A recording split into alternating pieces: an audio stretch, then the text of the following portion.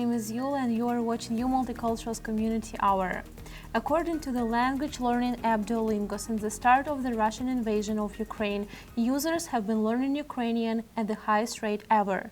The number of people learning Ukrainian has increased 485%. Ukrainian has improved its position in Canadian society as well. Today we talk with Anna Verbytska. She is Ukrainian linguist, teacher, and Ukrainian course founder. Hello, Anna. Thank you so much for being here with us today. Hi, thank you so much for having me. Keep watching the interview if you have ever been tempted to learn Ukrainian, because by the end of this interview, Anna will convince you that Ukrainian is an excellent pick for your next language. Before we talk about Ukrainian language course, I want you to tell us about yourself. Sure. So I came to Canada, to Winnipeg 4 years ago in 2019, and I came to study theater and film in University of Winnipeg. Why did you decide to move to Canada? What attracted you to Canada? I think the main thing is that, well, everyone is asking me this because in Ukraine, Europe is so much closer if you want to go to study abroad. Most of my friends went to Europe to study, but I instead decided to try Canada because of how multicultural it is, and how diverse, and how there's many cultures, people from different backgrounds. So I think that's the main thing that attracted me. But also I have my distant relatives living here in Winnipeg, so that's why they're Ukrainian. So I thought there will be someone that can, support me to adjust. How hard for you it was to move to Canada and to settle here the first time? It was definitely very stressful because of the language. Even though I could speak English, I was still very stressed because it's a new environment. You don't know anyone. You don't know anything. You don't know how to behave, and oftentimes you still don't understand what the people are saying. You think that people are hearing your accent, or they judge you for some reason, even though that's not true with Canada at all. But yeah, I think for the first half a year it was a bit stressful, but because I came to university, I was surrounded by all the international students, so that helped a lot. I was not the only one. You're originally from Lviv in western Ukraine. Could you tell us something about your home city? Sure. My heart always skips a beat when I talk about it because I often say it's one of the most beautiful cities in Ukraine. It's located very close to Poland, 60 kilometers from Poland, and it has a very large, very big historic heritage. It's been founded in 13th century, so very long ago, and so it has a lot of old architecture, Renaissance and Baroque architecture and Gothic architecture, and there's a lot of tourists always from all over Europe coming to visit my city. Do you still miss your city? Yes, I do. Definitely. I follow all the Instagram pages and the news that cover everything that's happening in my city. I keep in touch with all the people that I've been there with. Yeah. After 4 years living in Canada, I know that you visited your city and your parents. What did you feel? How the war influenced on your city? I went a few months ago in fall. I went to visit my family back home because I haven't seen them in many years now.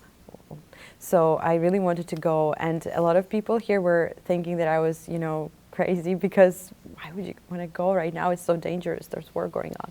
But well, thanks God, Lviv is probably one of the safest cities, if you can say that at all, about Ukraine right now. There's a lot of refugees from other cities, from south and center and west and east. So they're all in Lviv right now, and there's a lot of help going on for all those refugees in Lviv. And well, definitely you can feel the atmosphere is not as it was when everything was fine, but I can see that people are still living their lives in Lviv. At least they're still going to the restaurants, they're going to work, their children are going to schools, and the thing that most distracts people from living their life in Lviv is the air alarms that are going on and off. sometimes it's every day, sometimes it's once in 5 days, once in a week, once in 2 weeks, but still you never know when to expect that. And when the air alarm goes off, you have to seek shelter. Not all the people do that. Not everyone can do that. The public transport stops working. Sometimes the air alarm can go off in the night, so that's like very stressful because it's dangerous, and it's like you can't believe this is actually happening. And another thing is that, as I mentioned, in Lviv there's a lot of like architecture and the cultural heritage. Yeah. So all that is the people are trying really to protect it from being destroyed. So instead of the beautiful statues, you now see like something covered, covered up. You can't even tell what it is.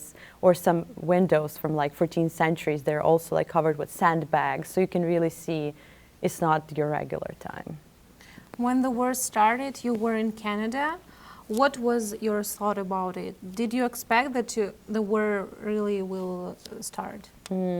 I was really, I was anxious like a few weeks before, it was going on in the news, but I was anxious because here I would read the news and I don't know exactly, like no one knows what's going to happen. But then I talked to my family and friends and back home, and they are like, we've been hearing that for years now. And yeah, of course, like we have war on the eastern side, but we don't think like Russia would dare to like start a full-blown invasion. And then when it happens, it was just such a big shock, and no one knew what was going on. Everyone was calling everyone, and people were just like huge lines on the borders and stuff like that. It was crazy. You were born and grew up in Western Ukraine, so you were surrounded by Ukrainian-speaking community. But you must know that in Eastern Ukraine and South Ukraine, people mostly speak Russian. So there was a common belief that Ukrainians who live in Western Ukraine, despite Ukrainians who speak Russian, how do people from your home city actually feel for these people? Because, for example, my story is because I grew up in Russian community, like Russian speaking community, and before my first visit to Lviv, our teacher told us to not speak Russian. So how do you actually feel about Ukrainian who continue to speak Russian? Yeah, that's definitely a very controversial topic, and I know everyone will have like different opinions. But right now, it's even more difficult to speak about this when the war is going on, because earlier, it was just like more just like a historical and cultural matter. But right now, it's also a matter of war and the relationship between Russia and Ukraine. I would say in my city, a lot of people, because everyone is speaking Ukrainian, even though it's not the purest Ukrainian, not the actual Ukrainian that's in the books and everything, we still have our own dialects and a lot of words from Polish, German, stuff like that. So it's not like, so it's also kind of a dialect. Because I know a lot of like central or south or eastern cities in Ukraine, not all of them speak just Russian. It's often a mix of Ukrainian and Russian, or they have some words from Ukrainian, some words from Russian. So it's really, some places have their own dialects, but I can definitely say that it's true that a lot of people in my city, they would feel a bit hostile, or some will feel really hostile towards the people that speak Russian, even if they're Ukrainians and they come from other parts of Ukraine. And right now especially, but right now I can see the tendency that a lot of Russian-speaking Ukrainians, they switch to Ukrainian completely, or that if they don't know Ukrainian, they learn it and they really want to, speak Ukrainian and change it for their families in the future. You have said that language issue is something that always comes up again and again. Still, do we need to judge Ukrainians who speak Russian? I personally think no way you should judge anyone, especially, like, how could I judge myself if I grew up, let's say, in Donetsk, somewhere in eastern Ukraine, and I would just, my whole family, everyone is speaking Russian.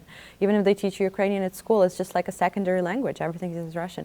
So how could I judge anyone there, or even myself? Like, would I hate myself for speaking Russian. No, it's the circumstances. That's how you grow up, and that's how historically, you know, we know how Russia with Soviet Union and everything, they tried to eliminate Ukrainian so hard, and it was even easier to do it in eastern parts or like southern parts where it's closer to Russia. So definitely, I don't think it should be ever judged, but I do feel happy when I see that like people really want to start speaking Ukrainian instead of Russian, and really acknowledge themselves Ukrainians, and that's their language. You know, the more languages you know, the better. I always say I love languages myself.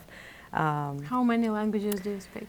So I would say I'm fluent in Ukrainian, Russian, Polish, English, but I also speak Spanish and some Hindi. Yeah, and I'm learning French, a little bit of French.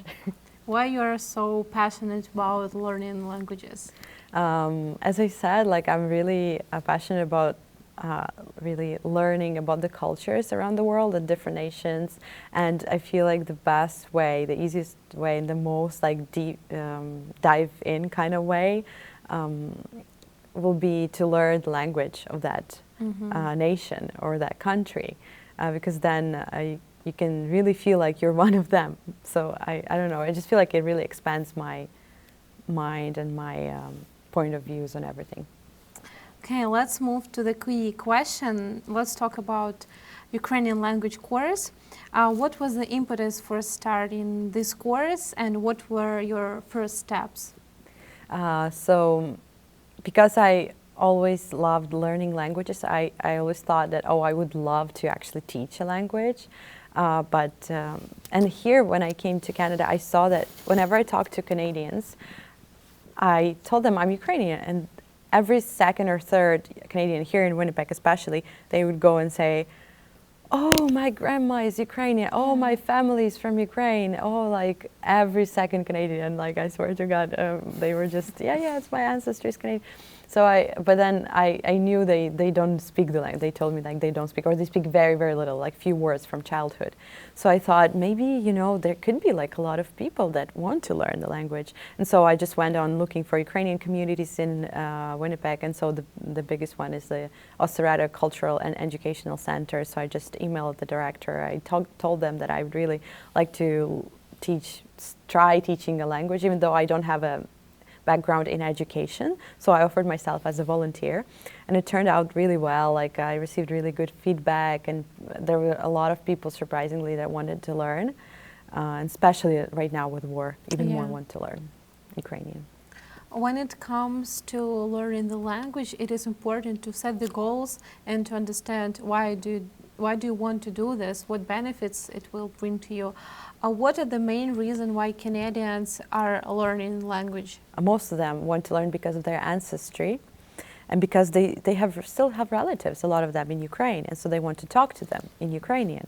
And that they feel like that's their national identity, that's their ancestry, that's their roots, so they want to really be connected to that. And right now I always hear that a lot of people became very inspired because of what is happening, because of the recent events. So that was like that push for them to learn Ukrainian. And how many students do you have? So right now is the most I had, is the third time the course is going on. So there's 34 people, and there's 3 groups, like beginner, intermediate, and advanced. And actually I was going to say there's few people that have no Ukrainian background, but they want to learn. There's like one person from Portugal, one person from China, and they want to learn because they want to, like some of them have Ukrainian friends, and some of them, they want to help the newcomers. They want to be able to communicate. When you just got the idea of starting Ukrainian course, did you expect to arouse so much interest? I don't know what exactly I expected. I just thought that, you know, I really have this awesome idea to try and teach. If anyone, you know, if Osaradok would offer me such an opportunity, and they did, and so they helped me with that. Like they did the poster, the advertising. So. And I guess people, if they look for a language course, they would go to some Ukrainian community, right? So yeah, I didn't expect anything, but yeah, it turned out there's people that want to learn, so it's nice. How goes are the Ukrainian language classes? What methods do you have? What methods do you use? I try to teach the way I learn languages, because oftentimes when I go to language classes, it's hard to find a very good one, because mostly what they teach is grammar and they like vocabulary that's not related to anything. Like they would give you a list of like school vocabulary, like a desk, pencil, pen, and you think, well, how am I going to use this? Like, what am I going to go to Ukraine and be like, pen or pencil? No, you need some hands-on language that will get you somewhere. And so I really focus on speaking. Even if you're a beginner, I try to teach phrases like, Verbystska, excuse me, and then ask for something, or tell like simple things about yourself, what you like, who you are. So, and I use like videos and songs. Songs are so good. Like it doesn't have to be traditional ways. You can use everything, because Ukrainian is what? It's the music, it's movies, it's videos, it's books, comic books, all of that. What helped you to learn 5-6 languages? Well, some languages I took the courses, like for Spanish. Some languages, which I actually tried learning Japanese. It's pretty difficult, very difficult, very difficult. I tried doing it on my own. I think the inspiration is like the biggest thing for me, and if I like that culture, I want to learn their language, and I want to experience everything they have, from like songs and music to paintings that they do, So I think, inspiration is what helped me the most, and then just consistency, doing a little bit every second day or every day. Ukrainian is the world's third most beautiful languages in the world, but at the same time, it's very challenging for English speaking. What part of learning Ukrainian do your students find the most difficult? Yeah, it's definitely difficult to learn Ukrainian for an English-speaking person, because like if you speak some other languages, like maybe Spanish or French at least, it will be easier. But if you just speak English, you'll need more practice and more time to learn, because a lot of things can't be translated. Like we have in Ukrainian, we have cases of the noun, which is like whenever the noun is with a preposition, and like depending on the sentence, you need to change the ending of the noun, or sometimes the whole like word will sound completely different, and so that's so confusing because there's no equivalent in English. And definitely it's hard. Ukrainian is just so rich in words and so diverse. Like we can add a few suffixes, and it's like it adds a different pattern to a word, like little and tiny. Those are two different words in English, but in Ukrainian you could just add like a suffix like malay, malenki, and that's like completely, it's just fascinating. It's hard to explain, but I think when you practice more and more, you get the feel of it. Are your students motivated enough to learn Ukrainian? Yes, actually, surprisingly, some learn it faster, some learn it slower. Depends on everyone, right? But if they come to classes, right? It's not like school that you're forced to do it. If they come to classes, they definitely want to do it. And I would say I see the motivation, I see the struggle they go through to understand it and learn it. And it's like whenever I explain something that is unexplainable pretty much, I was like, oh, it's just exceptions. And it's like, oh my God, okay, another exception, okay, another thing, I don't know. But I think the same is about English. English has a lot of exceptions. Yes, every language, yeah. What do you like most about teaching? Well, I think it's the feeling you get when the student makes progress, or you see they really want to learn, or you see that they really like the course, they really like classes, and I see they're not bored, they're enjoying, and they're really having great time when they're learning. So because I didn't know how I am as a teacher, obviously I never taught before, so I was like, okay, let's try it. And then when you see people message you back and saying that now they got rid of fear of speaking Ukrainian, or they really enjoyed the course, that just inspires me to keep doing it. Yeah, you seems really passionate about what you're doing. But what are the most difficult and challenging aspect of teaching? I think it's definitely the explanation of some things that don't exist or that are different in English. So I feel like I want to explain everything to make sure people completely understand it, but sometimes it's just not possible. Like you just need to memorize it, or you need to like learn it. And I really want really want people to start speaking right away and like learn as much as they can. But I sometimes go too fast. I forget how hard it is to learn a new language. Why you are so passionate about Ukrainian language? Well, because it's my mother tongue, and I grew up speaking it. And you know, it actually made me a little sad when I met Canadians here, or just Ukrainians here that don't speak Ukrainian anymore. You could see that, I don't know, like they have the ancestry, but the Ukrainian ancestry, but they don't know like anything about Ukraine. Some of them, right?